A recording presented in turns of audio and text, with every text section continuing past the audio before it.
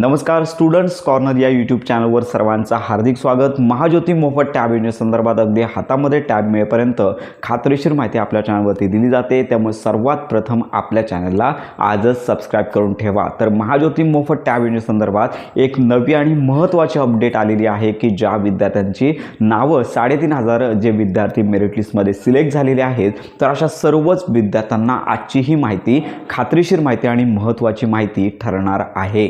तर महाज्योती मोफत टॅब योजना जी आहे, तर याच्या अंतर्गत टॅब वितरणाची प्रोसेस आहे ती सुरू झालेली आहे, पण टॅब वितरण अजून सुरू झाले नाही आहे। येत्या काही दिवसांमध्ये हे टॅब वितरण सुरू होणार आहे। साधारणतः 10 ते 15 दिवसांपर्यंत संपूर्ण महाराष्ट्रामध्ये प्रत्येक जिल्ह्यानुसार तुमच्या जवळच्या असणाऱ्या समाज कल्याण विभागामार्फत तुम्हाला हे टॅब मिळणार आहेत। पण यावेळी एक नवा बदल असणार आहे की सिम कार्ड जे दिलं जात होतं की महाज्योती मोफत टॅब योजनेअंतर्गत जिओ असेल, एअरटेल असेल किंवा तुमच्या परिसरात जे नेटवर्क आहे ते सिम कार्ड दिलं जात होतं, परंतु आता यापुढे हे सिम कार्ड दिलं जाणार नाहीये। फक्त टॅब आणि त्याच्यासोबत हेडफोन, तर अशा प्रकारचा बंच तुम्हाला महाज्योतीमार्फत मिळणार आहे। तर आता सिम कार्ड नाही मिळणार, मग तुम्हाला काय मिळणार आहे, तर सिम कार्डच्या ऐवजी दर 3 महिन्याला तुम्हाला सिम कार्डला जेवढा डेटा पॅक करावा लागतो तो डेटाचा खर्च तुम्हाला तुमच्या आधार संलग्न बँक खात्यामध्ये महाज्योती संस्थेमार्फत दर 3 महिन्याने वितरित केला जाणार आहे। तर ही महत्त्वाची अपडेट आहे, म्हणजे तुम्हाला फक्त टॅब वितरणाच्या वेळी टॅब मिळणार आहे आणि टॅब सोबतचा जो डेटा आहे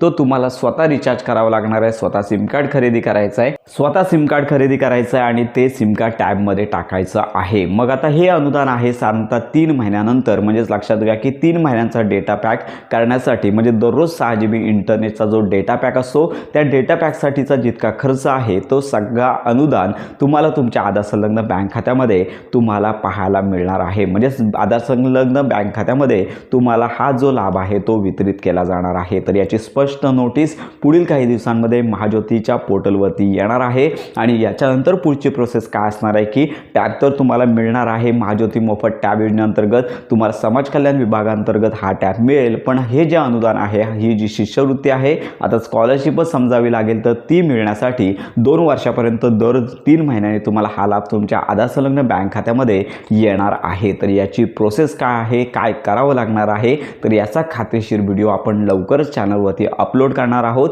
त्यामुळे ज्या विद्यार्थ्यांची जी मेरिट लिस्ट आहे याच्यामध्ये नाव आलेलं आहे अशा विद्यार्थ्यांपर्यंत हा व्हिडिओ नक्की पोहोचवा।